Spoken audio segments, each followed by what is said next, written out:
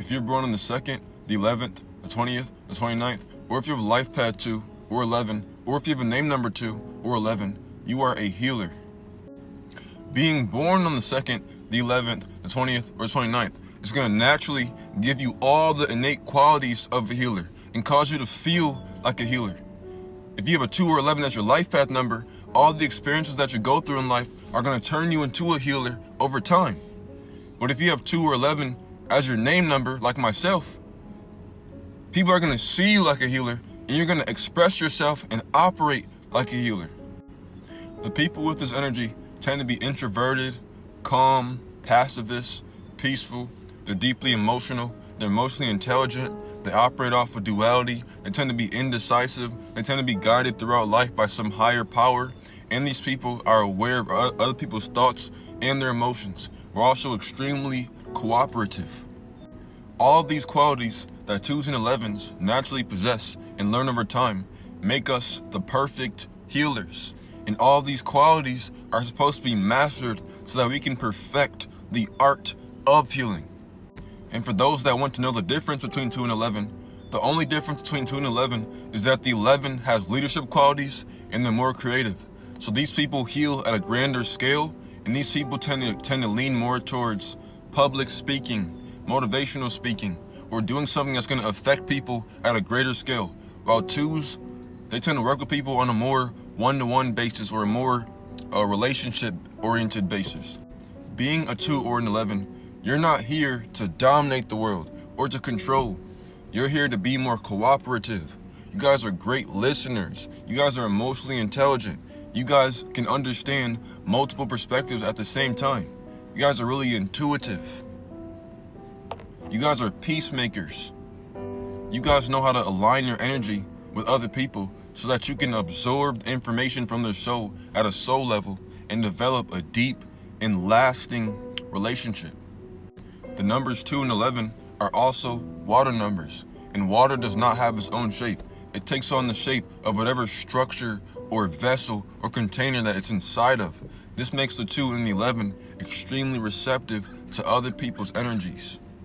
Use this receptive qualities to pick up on the emotions and the thoughts of other people, and to understand people, and to hear them out, and to make them feel valued and heard and understood. Use these energies to listen to people. Allow them to speak, counsel people, guide people, put them in the right direction.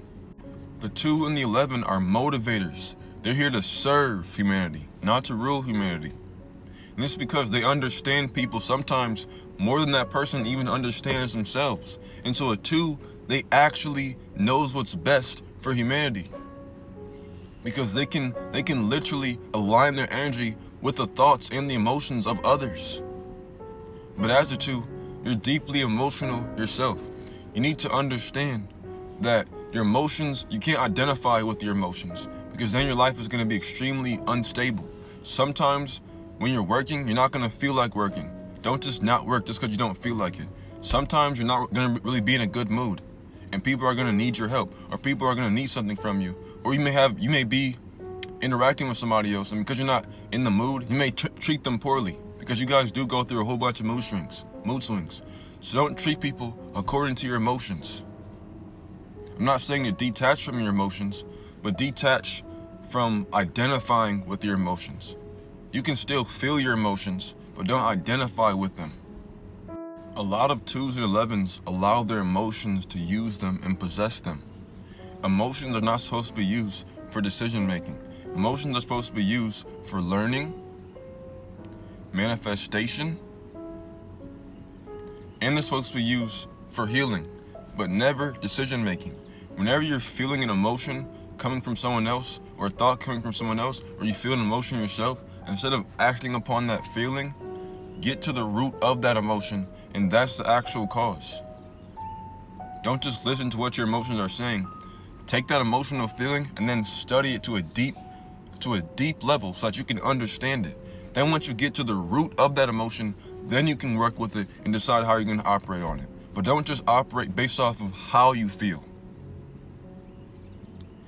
Understand and find out why you're feeling what you feel.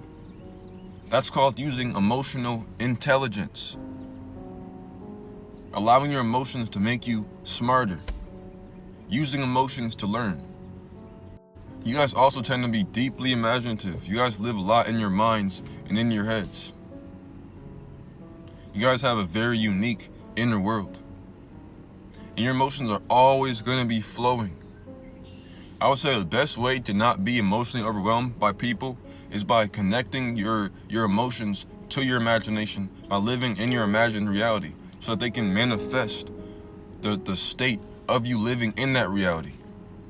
So that you're not relying upon how other people make you feel in order for you to be mentally stable. But all in all, as a 2 or as an 11, you guys are here to work with other people at either a personal level or at a public level if you're an 11. 11s are also really good at working with people on a personal level too. They just also have the ability to lead other people as well. 2s and 11s can find themselves being motivational speakers. You guys dominate the music industry. You guys are extremely artistic, extremely imaginative, extremely compassionate, extremely loving, extremely intuitive. You guys could be consultants. You guys can be psychologists, psychiatrists. Anything that requires working with people either at a personal level or it could be at a grander scale in healing them with your emotions. Like I said, emotions are not supposed to be used to make decisions. It's supposed to be used to heal, manifest, and learn, but never to make decisions. Now, if you'd like to learn more about Chaldean numerology, just click the link in my profile bio and read my book, Supreme Mathematics, A Complete Guide on Chaldean Numerology, or if you'd like a personal reading, just book a session. And you can also find that in the link in my profile bio.